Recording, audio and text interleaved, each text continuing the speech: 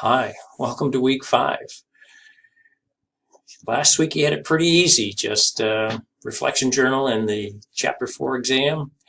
This week, make up a little bit. You got 3 PacketTracer assignments. I've posted the Quizlet link for the terms, but you got 3 PacketTracers, 1 reflection journal, and of course our chapter 5 exam, which you're taking on NetAcad.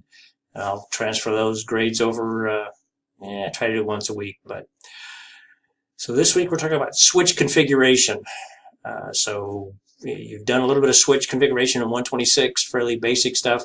We'll do a little bit more in depth, probably more on the security side and how to not try to remote into switches.